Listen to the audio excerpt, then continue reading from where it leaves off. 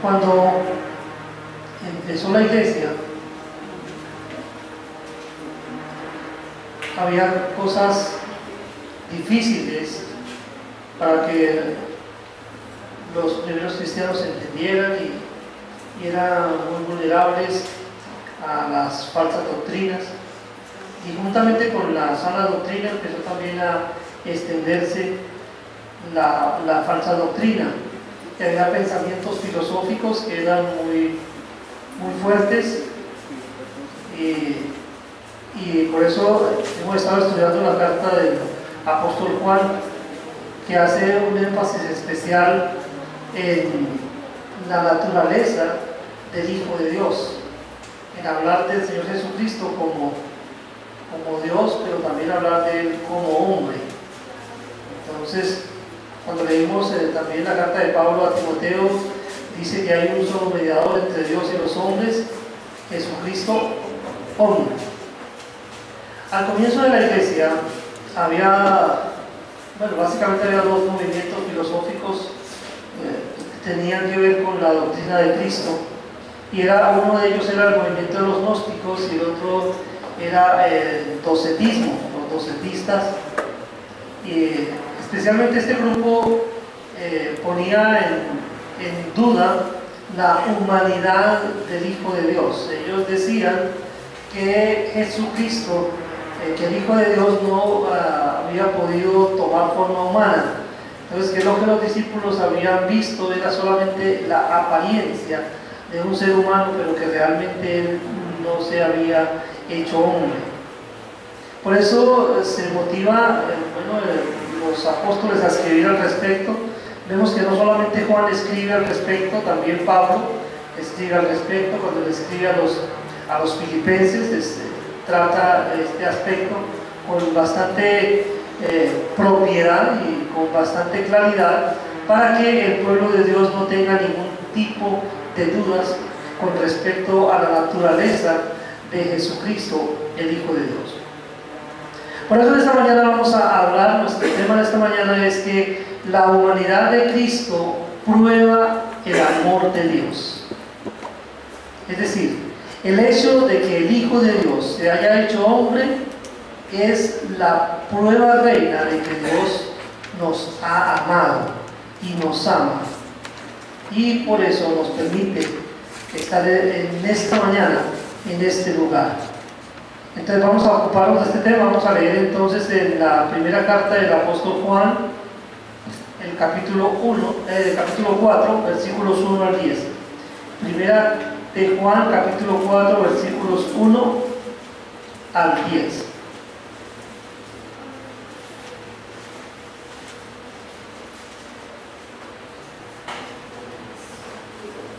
¿La encontraron? Dice la palabra del Señor: amados, no creáis a todo espíritu, sino probad los espíritus si son de Dios, porque muchos falsos profetas han salido por el mundo. En esto conoced el Espíritu de Dios. Todo espíritu que confiesa que Jesucristo ha venido en carne es de Dios, y todo espíritu que no confiesa que Jesucristo ha venido en carne no es de Dios. Y este es el espíritu del anticristo, el cual vosotros habéis oído que viene y que ahora ya está en el mundo. Hijitos, vosotros sois de Dios y los habéis vencido, porque mayor es el que está en vosotros que el que está en el mundo. Ellos son del mundo, por eso hablan del mundo y el mundo los oye. Nosotros somos de Dios.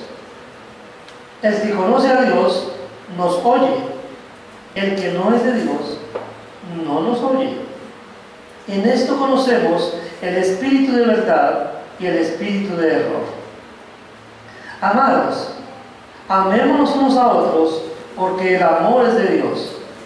Todo aquel que ama es nacido de Dios y conoce a Dios. El que no ama no ha conocido a Dios, porque Dios es amor.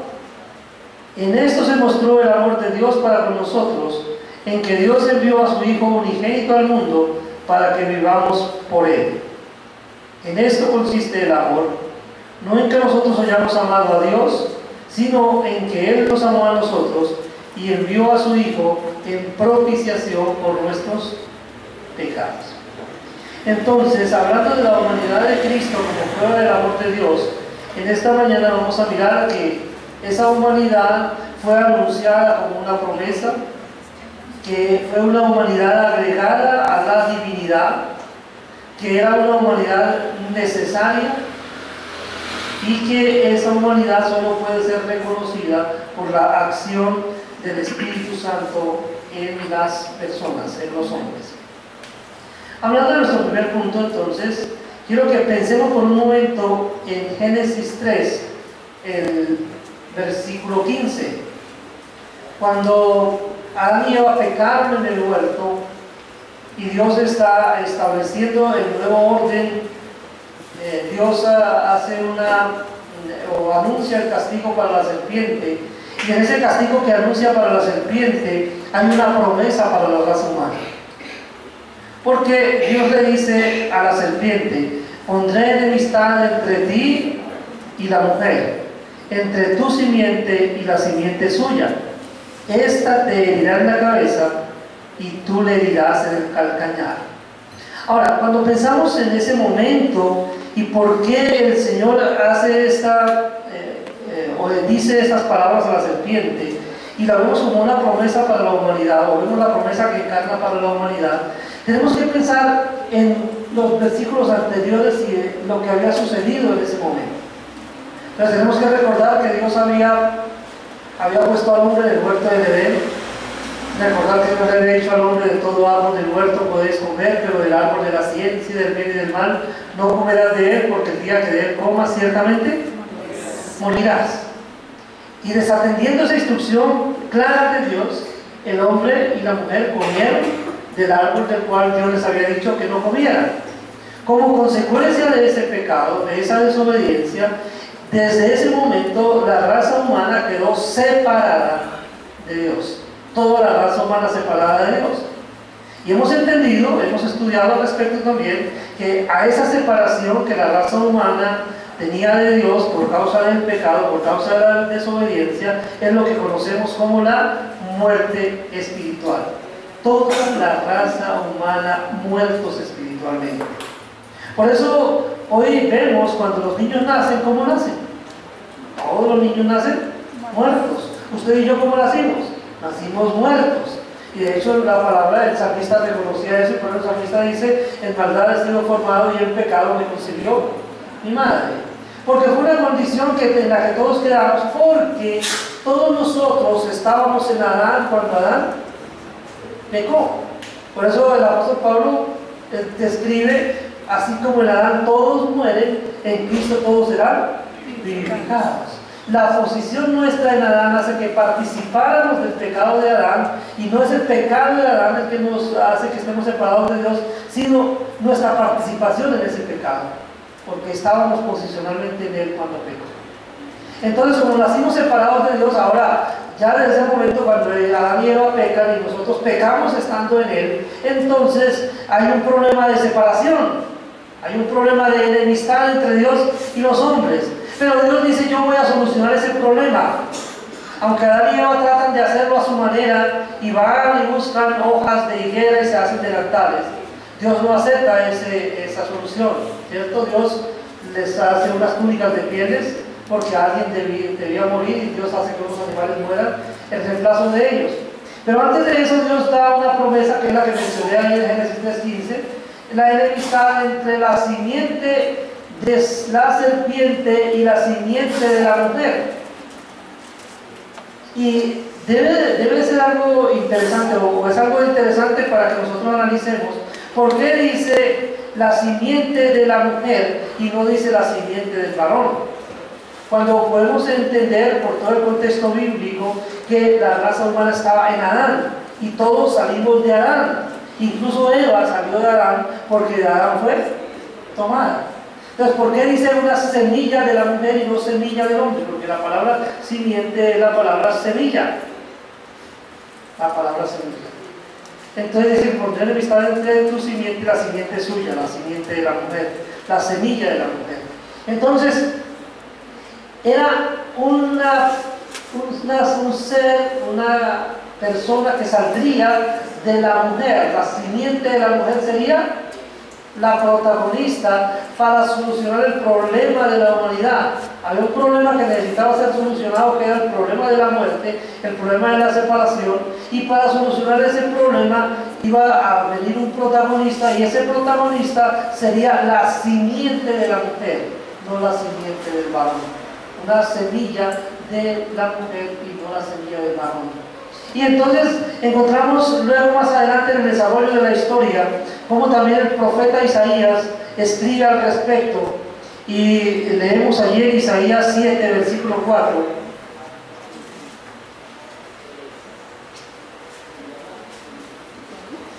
Isaías 7 versículo 4 dice,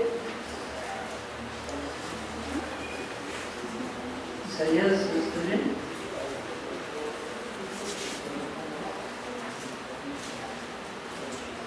No, estoy mal en la cita. Estoy citando el texto porque está mal la cita que tengo acá. Es el texto que dice: he aquí, la Virgen concebirá y dará a luz un hijo. Eso lo pronuncia Isaías. Y luego también lo vemos en Mateo 1, 23, que es el que hace la cita del Nuevo Testamento. Mateo 1, 23.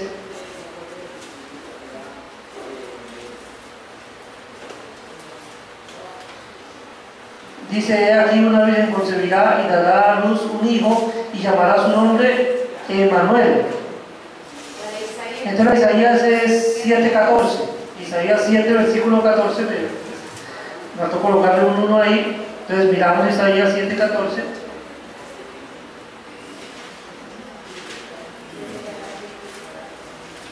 ¿Sí? ¿Recuerdan por qué dijo Dios le haría ayuda idónea para él? Isaías 7:14 dice: por tanto el Señor mismo os dará señal. He aquí que la Virgen concebirá y dará a luz un hijo y llamará su nombre Emmanuel. La Virgen concebiría, eso era algo anunciado. Ahora, cuando dice que la Virgen concebiría, está diciendo que una mujer que no había tenido relaciones sexuales con ningún hombre iba a estar embarazada. Y es lo que efectivamente sucedió. Cuando Eva queda embarazada, entonces cuando el ángel se le presenta a María para decirle que va a estar embarazada, ¿qué le dice? Salve, muy favorecida, el Señor es contigo, ¿cierto? Y le dice: vas a tener un hijo. Y ella le dice: bueno, ¿cómo voy a tener yo un hijo si yo no conozco varón? No he tenido relaciones sexuales con nadie. El ángel le dice: el Espíritu Santo vendrá sobre ti y el santo ser que nacerá será llamado Hijo de Dios. Eso es lo que significa Emmanuel. Eso es lo que dice Mateo, que el nombre que le iban a dar entonces a la simiente de la mujer. Entonces veamos la conexión. Aquí vemos que es un varón, un niño que iba a nacer sin intervención de un hombre. Una mujer iba a estar embarazada, y no porque se hubiera tenido relaciones sexuales con un varón, sino porque Dios había venido sobre ella. Entonces ahí encontramos el sentido de lo que dice Génesis 3:15, cuando vemos que esta mujer está embarazada y no ha tenido relaciones sexuales con ningún hombre, sino que Dios mismo, el Espíritu Santo de Dios, ha venido sobre ella y ahora ella está embarazada. Por eso dice la simiente de la mujer. Y nos habla de lo que esa simiente de la mujer iba a hacer. ¿Cuál era el propósito por el que esa simiente vendría? Dice que esa simiente venía para recibir el ataque de Satanás. Entonces, cuando vemos al Hijo de Dios como el siervo sufriente, que lo describe Isaías 53, varón de dolores, experimentado en quebranto, no vimos en él hermosura, parecer en él ni hermosura, le veremos pero sin atractivo para que le deseemos, ¿cierto? Y lo vemos sangrante y en una cruz. Vemos cómo el enemigo obra en él, obra sobre él, ¿cierto? Y luego cuando él muere en la cruz, en esa muerte de él en la cruz, él cuando está muriendo, cuando termina esa obra, ¿qué dice él? Consumado es. He terminado la obra que me diste para que hiciera, le dice a su padre. Porque después en el eco dice, vencida es la muerte en victoria. Cuando el Hijo de Dios muere en la cruz del Calvario, la muerte es vencida. Y se cumple lo que había anunciado en Génesis 3:15. Porque con su muerte el Señor Jesucristo, ¿qué hizo? La simiente de la mujer, que es el Señor Jesucristo, ¿qué hizo? Le dio una herida mortal a la serpiente. Porque él sí muere físicamente, pero la serpiente ya deja de ser un problema, deja de tener el poder que tenía en ese momento, porque ahora ha sido vencida por la simiente de la mujer, por el Hijo de Dios, por el Señor Jesucristo. La Virgen concibió al Señor Jesucristo y entonces se da el rescate de los pecadores. Pero debemos mirar acá que es lo que estamos considerando en la carta de Juan, que esa encarnación, ese hecho de que el Hijo de Dios se haya hecho hombre, fue algo que se agregó a su divinidad. Tenemos que mirar allí en Juan 1:1, Evangelio de Juan capítulo 1, versículo 1, nos dice que en el principio era el Verbo, y el Verbo era con Dios, y el Verbo era Dios. Entonces, cuando yo estoy diciendo en este momento que la naturaleza humana o la humanidad de Cristo, el que Él se haya hecho hombre fue algo agregado, es porque en la eternidad Él no existía como hombre. En la eternidad Él existía como Dios. Él sí tiene un principio como hombre, pero como Dios no tiene principio. Eso es lo que se conoce como la unión hipostática. Todo el Dios y hombre en una sola persona, o también se conoce como la kenosis, la humillación del Hijo de Dios tomando forma humana. Pero lo primero que tenemos que tener en cuenta acá cuando hablamos de este tema es que el Verbo es eterno. El Verbo, el Hijo de Dios, dice, aquel Verbo fue hecho carne, dice en el versículo 14, y vimos su gloria. El Hijo de Dios, el eterno, el que era Dios, ¿sí? Porque es lo que nos dice en el versículo 1, en el principio era el Verbo, y el Verbo era con Dios, y el Verbo era Dios. Está hablando de su naturaleza esencial en la eternidad. El Hijo de Dios es eterno, unigénito del Padre, lleno de gracia y de verdad. Eso fue lo que Juan tuvo la oportunidad de ver, fue su experiencia. Es la manera como Juan relata en el monte de la transfiguración su experiencia de lo que él vio, cómo pudo ver la divinidad del Hijo de Dios, porque el cuerpo humano de Cristo no pudo ocultar su parte divina, no lo pudo ocultar como Dios. Dice que su cuerpo resplandecía. Y Juan habla de su experiencia, pero Juan dice, Él sí se hizo hombre, Él se hizo carne. O sea, tomó esa forma, no era una apariencia. Él se sujetó a las condiciones humanas.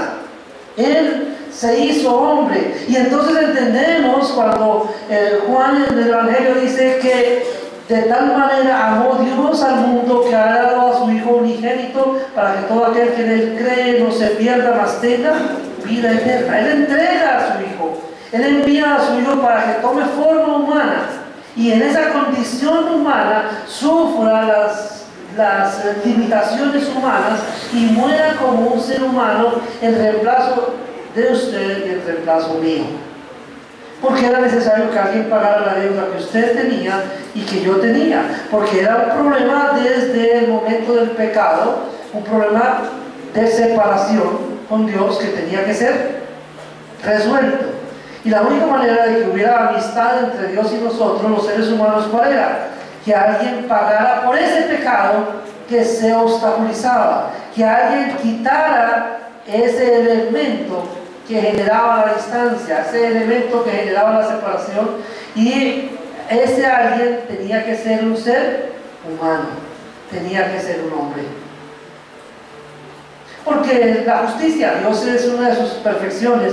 Él es justo y es una deuda que debía ser pagada por un ser humano.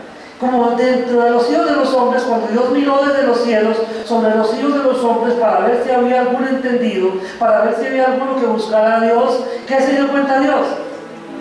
Que no había ni siquiera uno. Se dio cuenta Dios de que todos se desviaron. Dice, a unas se hicieron inútiles. No hay quien busque a Dios, no hay ni siquiera uno. Entonces, entre los seres humanos no había ninguno que reuniera las condiciones para poder pagar el precio del rescate por el pecado por el que todos estábamos afectados. Entonces, ¿qué hace Dios? No hay ninguno entre los seres humanos, entonces toca enviar a mi hijo para que tome forma humana, para que sea hombre, se haga hombre, se humane, se haga como ellos, se identifique plenamente con ellos. Aquí entendemos cuando Pablo le escribe a Timoteo y le dice que hay un solo Dios y un solo mediador entre Dios y los hombres, Jesucristo hombre. Y es el mediador perfecto, ¿por qué? Porque tiene dos naturalezas. Porque es tanto Dios como hombre. 100% Dios y 100% hombre. No me cabe en la cabeza. No puedo entenderlo. Tal conocimiento es demasiado maravilloso para mí. Alto es, no lo puedo comprender.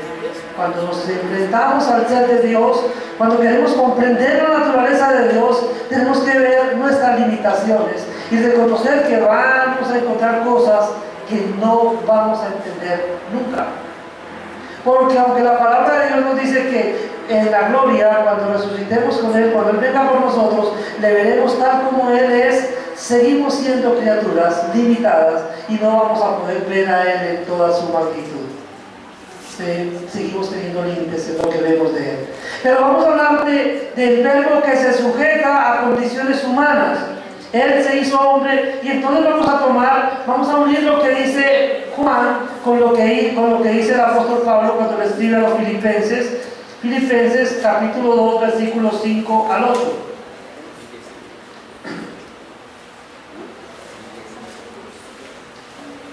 Filipenses 2, 5 al 8.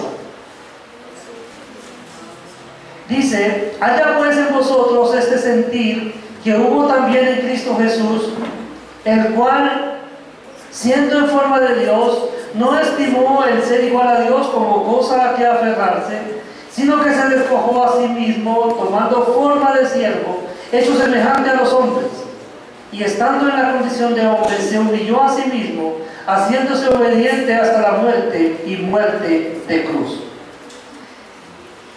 Se sujetó a las condiciones humanas, descender, baja de su posición. Él es Dios en la eternidad, en el principio era el verbo. Él era Dios, no empieza a ser Dios. Él era Dios desde la eternidad. Pero toma una decisión el Padre y lo envía para que se haga hombre. Y entonces Él desciende. Pues lógicamente es un descenso, es una humillación. Es la humillación a la cual Dios se somete. Dios desciende de una condición perfecta, sin limitaciones, a someterse a vivir en una condición limitada, humana. Por eso dice que el cual, siendo en forma de Dios, no estimó el ser igual a Dios como cosa a que aferrarse. O sea, Él no vino a cumplir con la orden de su Padre tomando como base su condición divina, sino que en su vida sobre la tierra, esos 33 años, vivió sujeto a las condiciones humanas.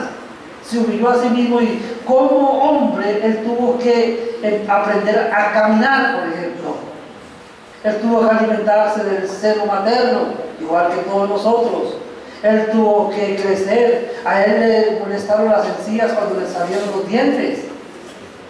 Él tuvo que llorar cuando tenía hambre para que su mamá supiera que tenía hambre. Él tuvo que aprender a hablar escuchando a los otros hablar, aprender a caminar viendo a los otros caminar. Y la Biblia nos enseña que por lo que padeció aprendió la obediencia. porque al sujetarse a las condiciones humanas, Él vivió dentro de los límites que los seres humanos tenemos, por decisión propia. Su padre se lo ordenó, sí, el padre le mandó que hiciera eso, pero Él voluntariamente también quiso hacerlo. Él asoció perfecto con la voluntad del Padre. Por eso cuando Él está para ser sacrificado, Él dice: nadie me quita mi vida, yo mismo la pongo. Tengo poder para ponerla y tengo poder para volverla a tomar. Pero en su condición humana, dice Pablo cuando escribe a los filipenses, dice: se humilló a sí mismo tomando forma de hombre y llegando hasta la muerte. Todas las condiciones humanas: nacer, crecer, aprender y morir. Se sujeta a la muerte. Como Dios, la muerte no tiene ningún poder sobre Él. Como hombre, la muerte tenía poder sobre Él. Tenía poder sobre Él hasta que Él pone su vida. Y cuando Él pone su vida, vence la muerte y la muerte deja de tener poder sobre Él, porque ahora Él resucita. Y la muerte ha sido vencida. Sorbida es la muerte en victoria. ¿Dónde está, oh muerte, tu aguijón? La muerte no tiene poder sobre Él. Entonces, ¿por qué? Porque Él se hizo hombre y se humilló a sí mismo. Pastor, con todo respeto, ¿por qué muere nuestro Señor a los 33 años? ¿Qué significado tiene? Bueno, sin salirme del tema, quiero dar una respuesta breve. Creo que encontramos la respuesta en las costumbres hebreas. En el desarrollo de los seres humanos, los judíos tienen unos momentos especiales.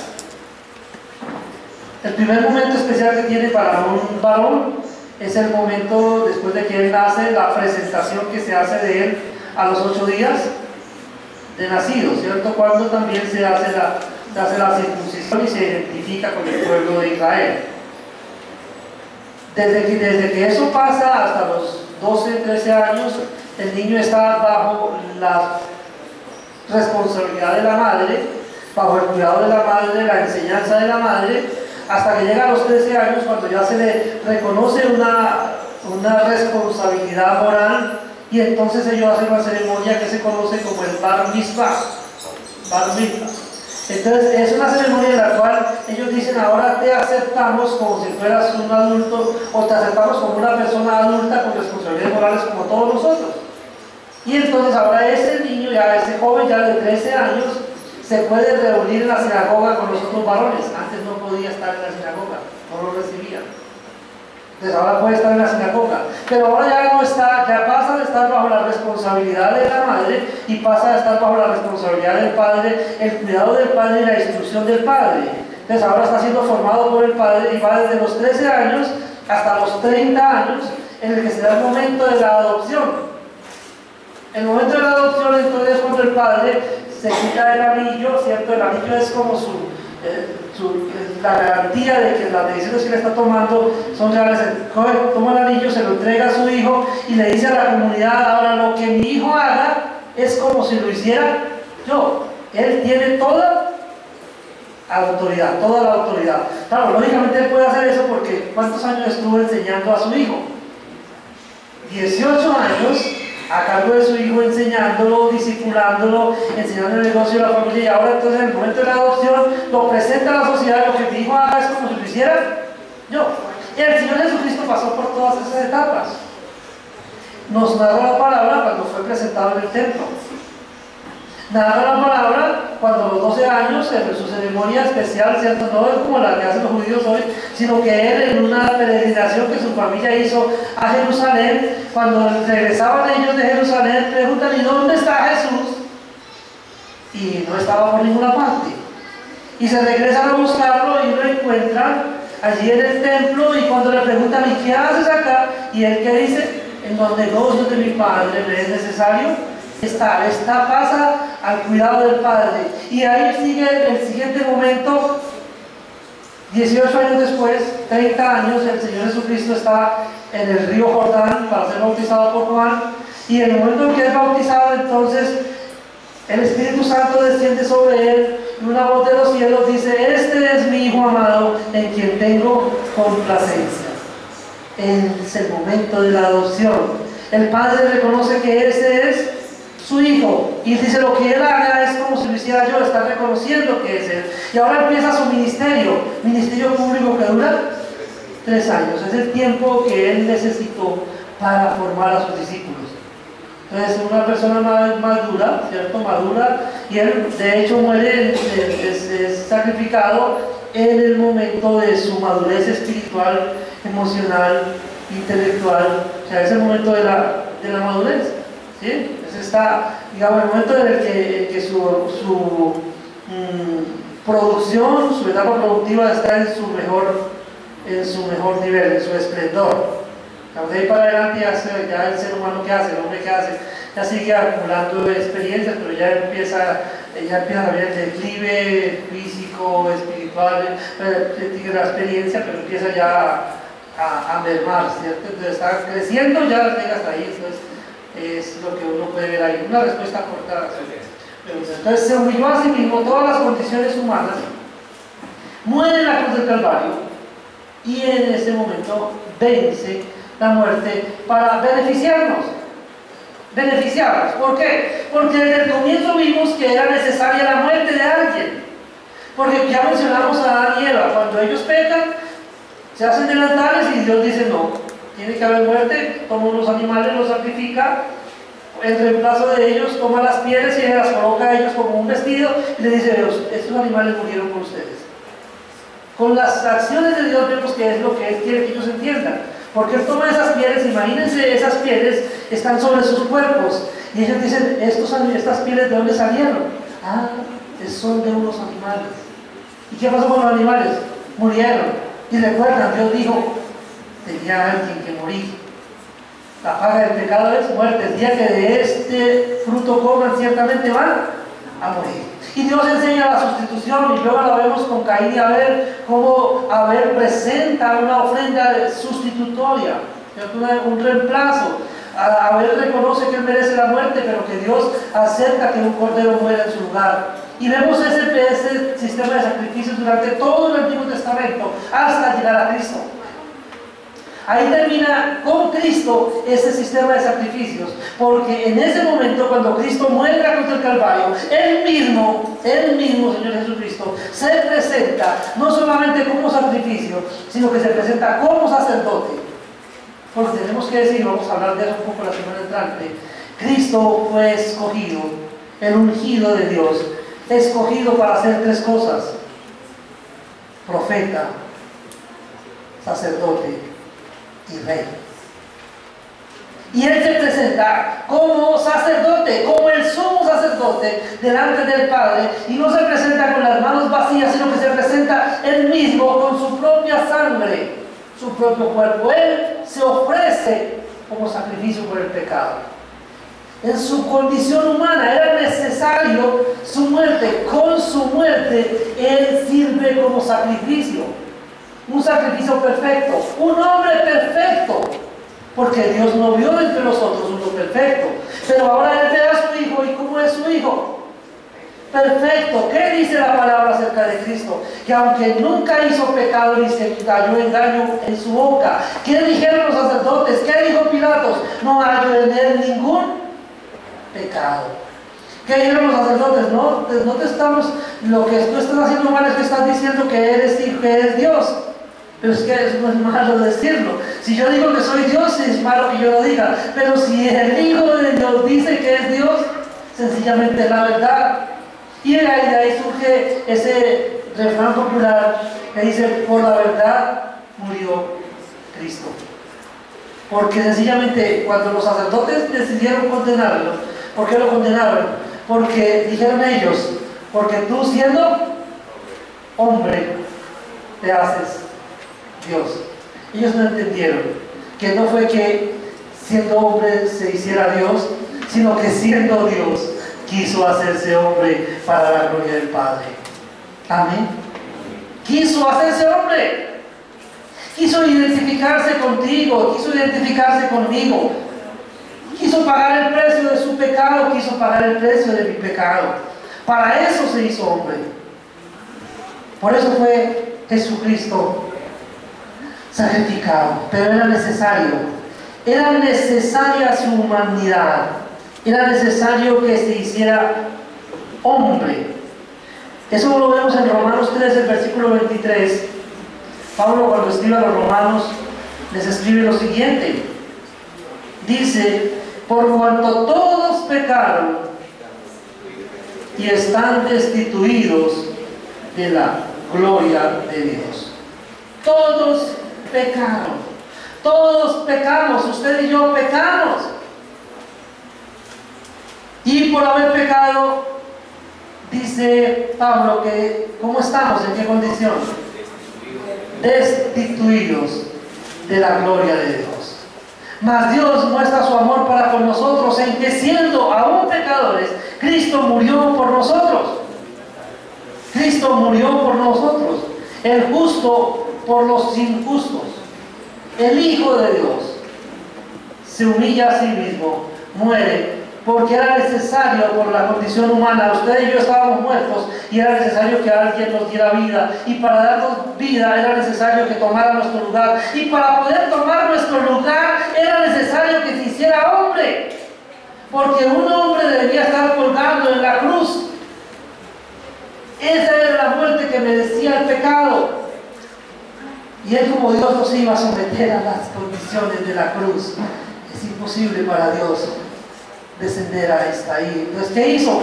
Tomó forma humana, y como hombre entonces sí puede tomar la posición con la cual nos reemplaza. Como hombre puede hacer el sacrificio. Como hombre perfecto llena los requisitos. Porque es lo que vemos en el Antiguo Testamento, cuando el Señor da instrucciones a su pueblo. ¿Qué les dice? Recordamos la Pascua.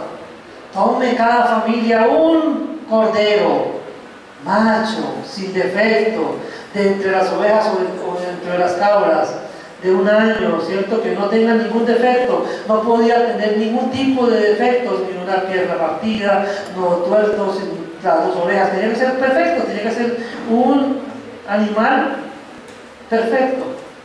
Pero eso era un símbolo de el sacrificio que se necesitaba y que Juan el Bautista anunció. ¿Recuerdan qué dijo Juan el Bautista? Esas palabras deben resonar con mucha fuerza en nuestros oídos. Esas palabras de Juan el Bautista deben estar en nuestra mente siempre para recordar lo que Él hizo por nosotros. Juan el Bautista, cuando ve que el Señor Jesucristo viene a él, a las aguas para ser bautizadas, dice: he aquí el Cordero de Dios que quita el pecado del mundo. Jesucristo, el Verbo eterno que se hizo hombre, ha venido acá y viene con el propósito de quitar el pecado del mundo, dijo Juan. Y efectivamente eso fue lo que hizo. Y para quitar el pecado del mundo, ¿cómo lo logró? Poniendo su vida en reemplazo de tu vida y en reemplazo de mi vida. Murió para que usted y yo no tuviéramos que morir. Jesucristo fue ese sacrificio. Su humanidad era necesaria por la condición humana. Su humanidad era necesaria para quitar el pecado del mundo. Miremos en Juan 1, versículos 29. Juan 1, 29. Dice: el siguiente día vio Juan a Jesús que venía a él y dijo: he aquí el Cordero de Dios que quita el pecado del mundo. Era necesario que se ofreciera un Cordero perfecto, dice Juan. Y Juan identificó a ese Cordero cuando Jesús, el Verbo encarnado, fue a las aguas del bautismo para que lo bautizara. Se requería ese sacrificio. Jesucristo fue ese sacrificio. Segunda de Corintios 5, 21. Pablo, escribiendo a los Corintios, dice: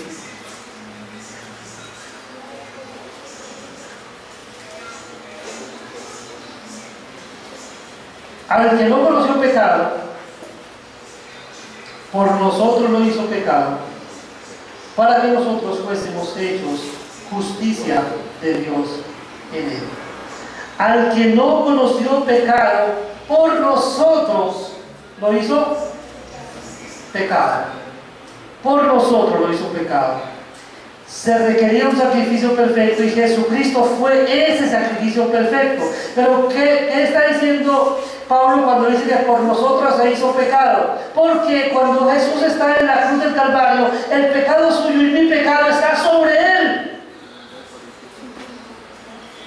Por eso él exclama estas palabras. Por eso él dice: Elohim, Elohim, lama sabachthani. Por eso también dice: Padre, si es posible, aparta de mí esta copa, cuando estaba en el Getsemaní.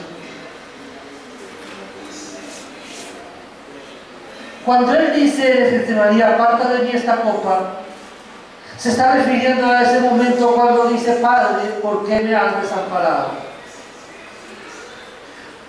¿Por qué está sufriendo en el Getsemaní? Porque él sabe que al tomar su pecado, tomar mi pecado y ponerlo sobre él, su Padre va a quitar la mirada de él. Porque el pecado causa separación. Y cuando él lleva nuestro pecado sobre él, experimenta la separación con el Padre. Por eso dice: ¿por qué me has desamparado? Porque se ha identificado plenamente con nosotros en nuestra condición de pecadores, no por su pecado, sino porque tomó su pecado y mi pecado y lo lleva sobre él. Se carga con nuestro pecado y experimenta la muerte. Jesucristo fue ese sacrificio. Primera de Pedro 2:22.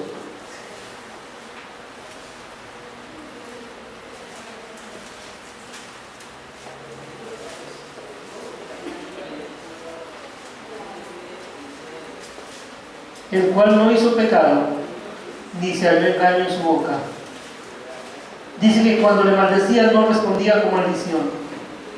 Cuando padecía no amenazaba, sino encomendaba la causa al que juzga justamente. Padre, perdónalos, porque no saben lo que hacen.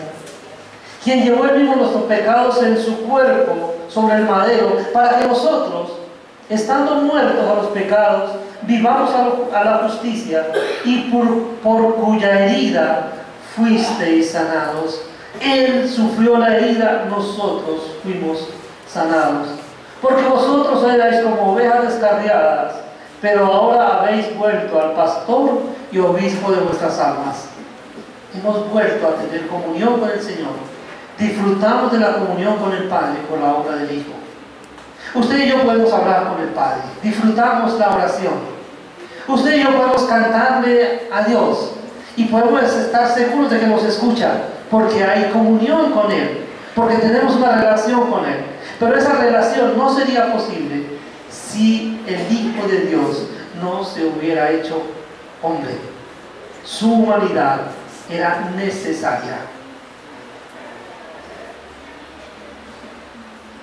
Pero esa humanidad es algo que solo puede reconocerse por la acción del Espíritu Santo. Y volvemos nuevamente entonces a la primera carta del apóstol Juan, en el capítulo 4.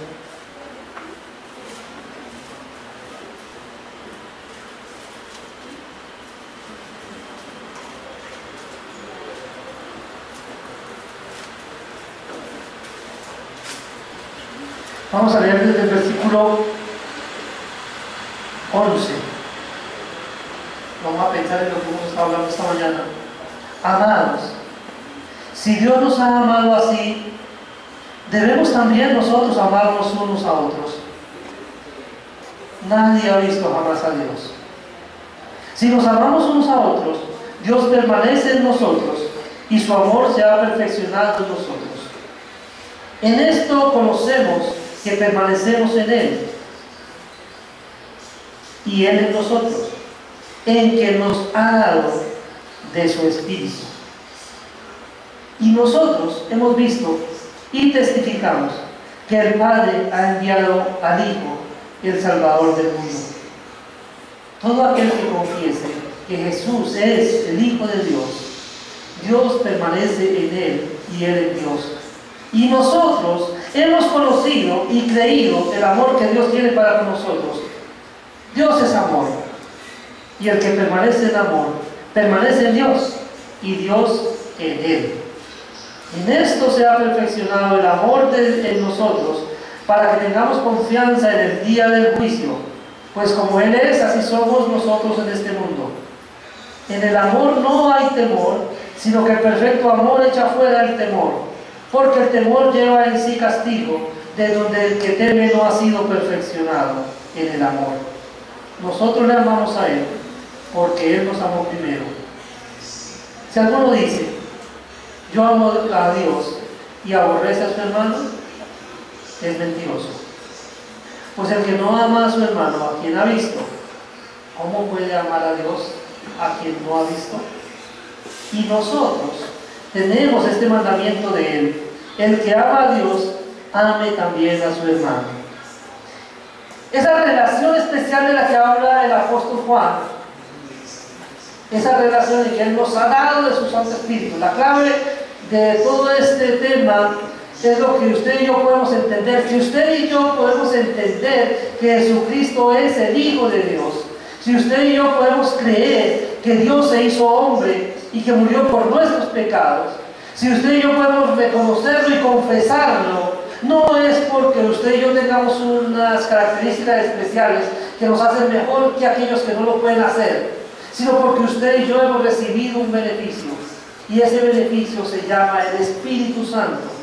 Porque si no tuviéramos el Espíritu Santo de Dios morando en nosotros, no podríamos conocer a Dios, no podíamos entenderlo, no podíamos reconocer que Cristo se hizo hombre por nosotros. No podíamos entender la necesidad de su humanidad. No podíamos entender nada de lo que nos está hablando esta mañana. Si lo entendemos, es porque el Espíritu Santo de Dios está en usted y está en mí para hacerme entender esto. Y si usted lo está entendiendo, usted es un hijo de Dios. Pero si usted es un hijo de Dios, su responsabilidad frente a Dios se multiplica. Porque si usted es un hijo de Dios, debe reflejar la naturaleza de Dios. Y Él es amor. Y entonces, ahí volvemos nuevamente a cuestionarnos, como la semana anterior: ¿cuánto estamos amando? ¿De qué manera estamos amando? Si Él nos ha amado así, dice Juan, también debemos amar nosotros, los unos a los otros. Mis queridos hermanos, Juan 3:16 es un versículo muy fuerte. De tal manera amó Dios al mundo que ha dado a su Hijo unigénito, el único Hijo de Dios. No tiene más hijos, el único. Y Él lo entregó, lo dio, se desprendió de Él. Permitió que ese Hijo único tomara forma humana, para que se identificara con usted y conmigo, para que pudiera tomar su pecado, tomar mi pecado y ponerlo sobre Él mismo, y morir para pagar por ese pecado, para que usted y yo pudiéramos decir: gracias, Señor, hemos sido librados del poder del pecado y de la muerte. Porque si el Espíritu Santo de Dios mora en nosotros y nos ayuda a entender y creer todo esto que estamos hablando, significa que usted y yo hemos nacido de nuevo, y si hemos nacido de nuevo, ahora con toda propiedad podemos ser llamados hijos de Dios. Amén. Padre nuestro que estás en el cielo, queremos darte muchas gracias, Señor, por el privilegio tan grande de ser llamados hijos tuyos. Pero no solamente porque somos llamados hijos tuyos, sino porque podemos entender que de verdad lo somos por la presencia de tu Santo Espíritu en nosotros, quien nos ayuda a entender cosas que de otra manera no podríamos. Padre bueno, te damos gracias por ese plan perfecto de haber enviado a tu Hijo para que se hiciera hombre y estando en su condición de hombre, muriera por nosotros para pagar el precio del rescate por nuestro pecado. Gracias porque lo que los judíos en aquel momento no entendieron, cuando ellos lo condenaron porque pensaron que era un hombre que se estaba haciendo Dios, no entendieron que era Dios que se había hecho hombre, Señor. Gracias porque nosotros hoy lo entendemos y podemos agradecerte el privilegio tan grande que esta verdad encarna para cada uno de nosotros. Porque Juan también dice: a los que le recibieron, a los que creen en su nombre, les dio potestad de ser hechos hijos de Dios, los cuales son encarnados, engendrados no de voluntad de hombre ni de voluntad de varón, sino de Dios. Y tú nos has engendrado cuando pusiste tu Santo Espíritu en nosotros para que participáramos de tu misma naturaleza. En el nombre de tu Hijo oramos con acción de gracias. Amén.